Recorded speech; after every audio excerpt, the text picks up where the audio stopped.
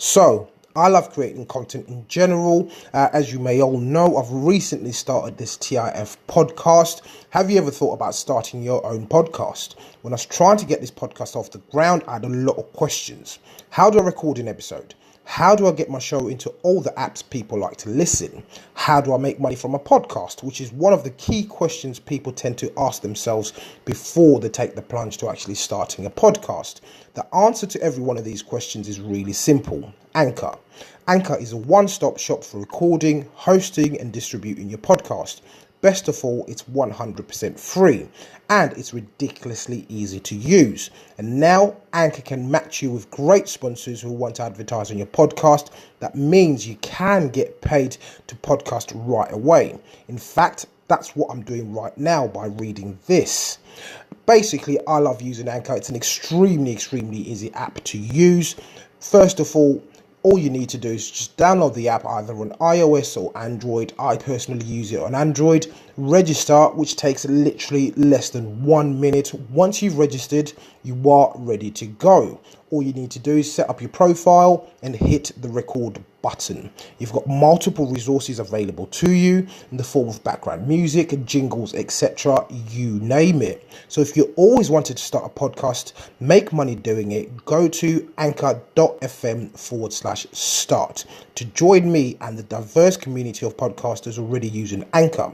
That's anchor.fm/start. I can't wait to hear your podcast.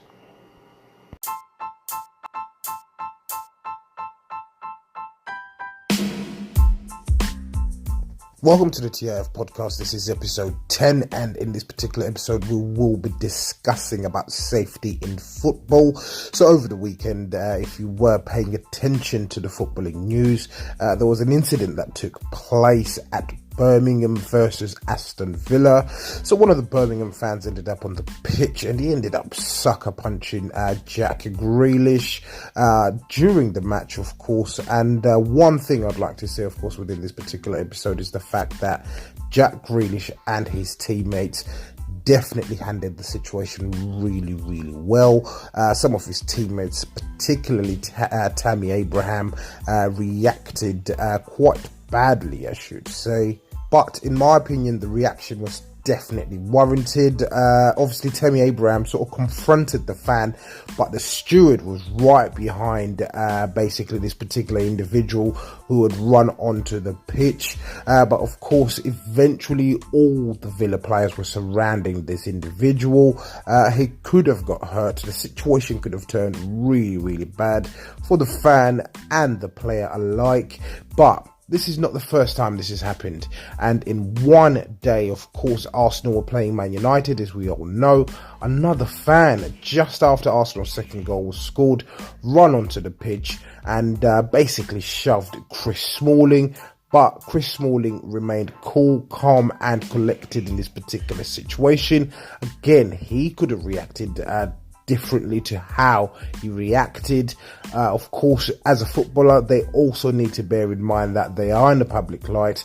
These games, 9 out of 10 times, these games are being televised somewhere around the world. So there is live action, there's young kids watching. There's basically huge implications. If a footballer reacts in a certain way, could end up losing his career, or something really could happen in terms of charges being pressed, etc. So Chris Smalling, with the Arsenal incident, definitely remained cool. But the main topic of discussion today is how is safety in football going to be improved moving forward. It's a very difficult challenge, of course, for football clubs alike, as well as the police and the stewards, the people that are on the ground policing and keeping us safe at the football grounds. It's an extremely difficult challenge. So of course, as you may all know, around football stadiums, there's stewards. There's stewards all around the stadiums, and these stewards, of course, their job is to keep an eye on the fans that may want to sneak onto the pitch.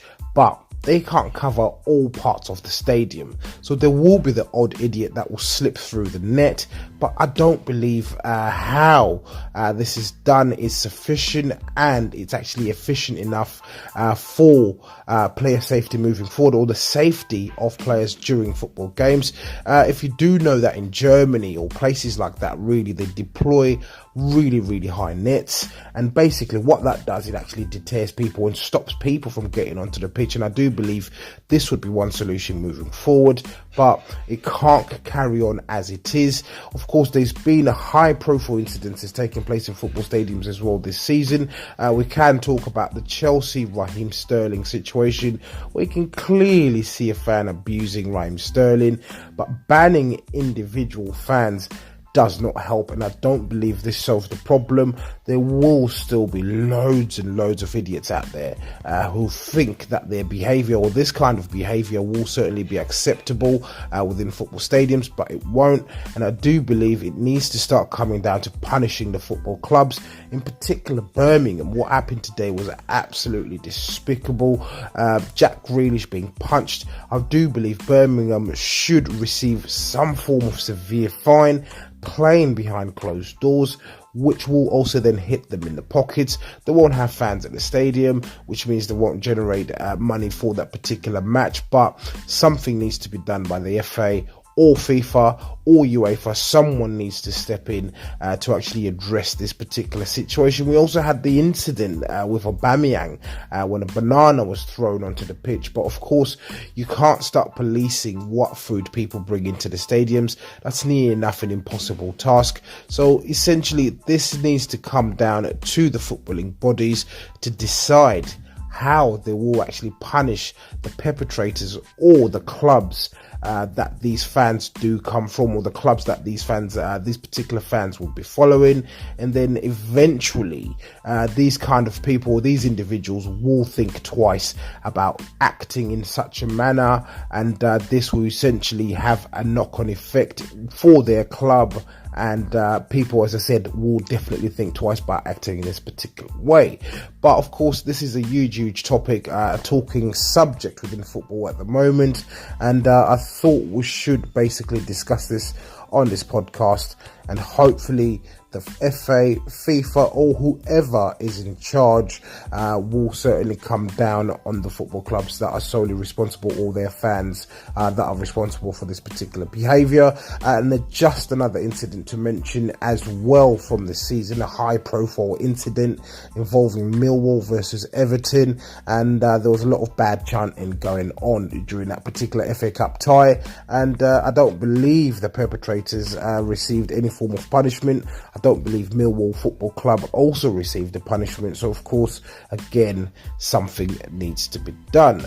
So of course, if you are listening to this podcast on whatever platform you are listening to the podcast on, make sure that you do leave us a review, subscribe to the podcast. And once again, it's TC from The Topic is Football Podcast. Thanks for listening, and I'm out.